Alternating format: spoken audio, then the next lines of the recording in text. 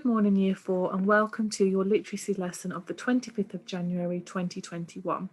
So today is the start of a new unit of writing, and we are going to be looking at balanced arguments. But firstly, your starter today and for the rest of the week will be focused on spelling. So I've given you a spelling list, and you need to practice these spellings and test yourself at the end of the week. Every day I will provide you with a spelling-based activity for these words. So today, all I would like you to do is practice writing the spellings and counting how many syllables each of the words have, and try and segment the words as following. So for example, expansion. So this will help you get used to the rhythm of the word so you can eventually spell it. So your words this week are expansion, extension, comprehension, tension, corrosion, supervision, fusion, conclusion, persuasion, and suspension. Now, this week we have started using Teams, so there is an assignment on Teams that pairs up with this lesson. As it says on Teams, please do not complete the assignment until the day of the lesson, else you'll end up doing all of your home learning before the end of the week. Also, within the video, I will ask you to pause and complete part of the assignment and then go back to the video. So please make sure that you do this when I say, else the answers will be given to you before the end of the lesson. So I want you to have a think about what these two characters are doing in the picture.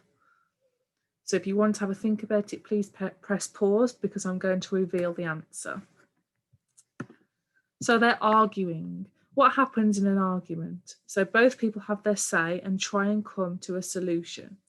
So as I said earlier, this next unit, which will last for 3 weeks, you are going to write a balanced argument. So I'm going to tell you now what that includes. So a balanced argument looks at different points of view on an issue, providing arguments for and against. It presents a balanced set of arguments without leaning one way or the other. So it's not about winning the argument, it's giving people an idea of different sides of the issue.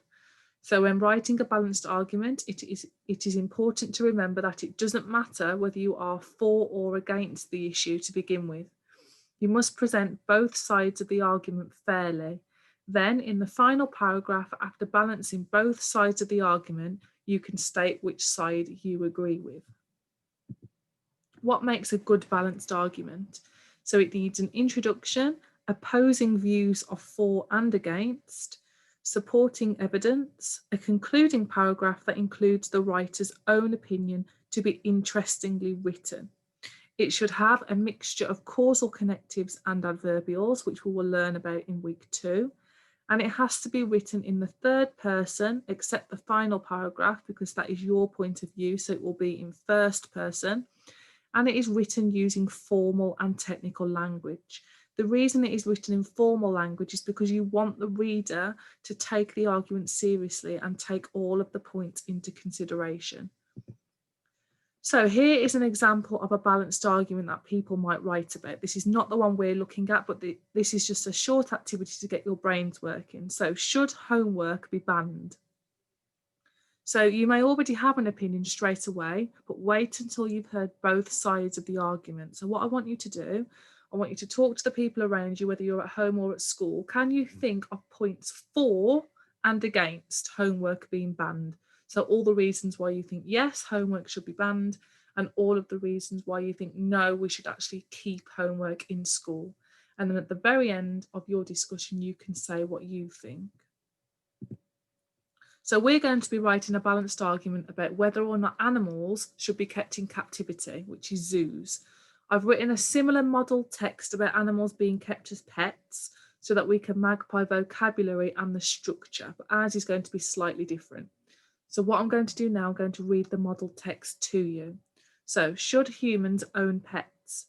Today, pets, tame animals, are very common in many countries, especially richer nations where people have time and money to look after them. For example, 1 in every 2 families in the United Kingdom owns a dog or a cat. But is this right? Is it good for people or for the animals?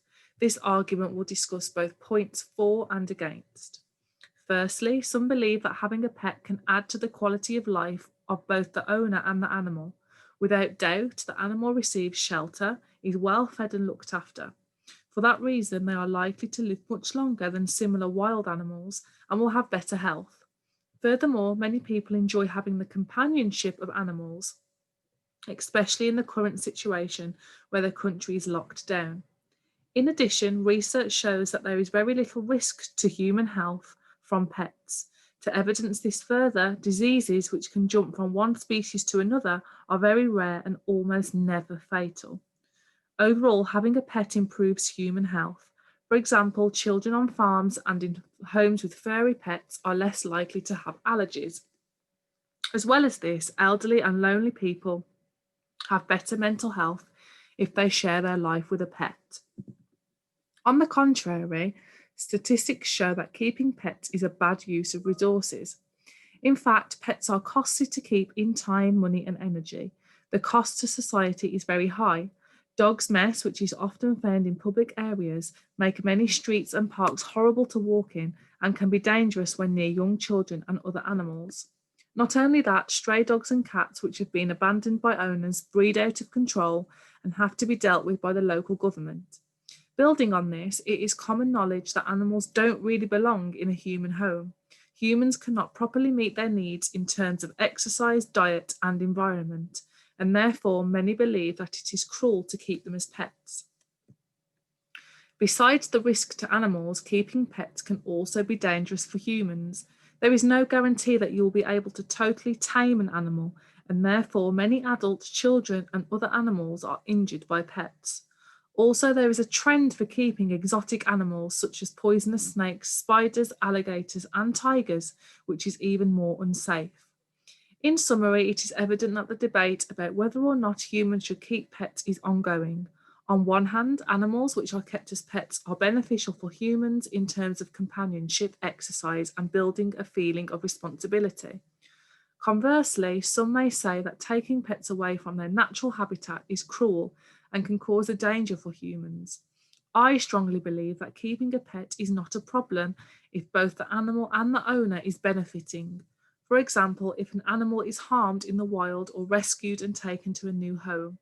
For these reasons, there needs to be stricter rules about what animals can be kept as pets and whether humans are able to keep a pet safely.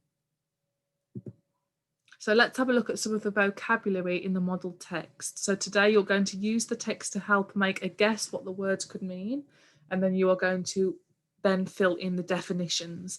So the words we're looking at today are tame, nations, without doubt, risk, companionship, fatal, in addition, species, rare, on the contrary, society, abandoned, cruel, guarantee, trend, in summary, evident, conversely, and stricter. So at this point, whether you're on Teams or completing the work via the YouTube video, please open the resource. And if you're looking at the YouTube video only and you can't get onto Teams, please draw this table. Add the words to the left column. On Teams, I've already done this for you. And use the text to make a prediction about what the word could mean and filling in the middle column. So I do not want you to continue with this video until you have completed the middle column about what you think it means. And then what I will do, I will move on to the next slide and give you the actual definitions of the words. So if you can pause the video now and complete your assignment, the middle column. And when you've done that, resume the video, and then I will tell you what the actual definition is, and you can fill in the final column. I'm going to do that now, so please press pause if you have not completed the activity yet. So the actual definitions of the words are as follows. So tame is when an animal is not dangerous or frightened of humans. Nations are communities of people. Without doubt means that you feel certain about something, and it is usually a way of introducing a point. Risk is something that suggests a hazard. Companionship is friendship or company. Fatal is serious or dangerous. In addition means as well as this or also, and you usually see this at the beginning of a sentence to introduce a new point. Again, press pause to make note of these. I'm just going to move through the slides. Species is a group of living things with similarities to one another. Rare means that something is not common. On the contrary means on the other hand, and is another way of introducing a point of a differing opinion. Society is a group of people. Abandoned means to leave something alone or to desert it. Cruel is unkind. Guarantee means a promise. And once you've copied the definitions into the final column, as a challenge, I would like you to choose 5 of these words and write sentences including them, please.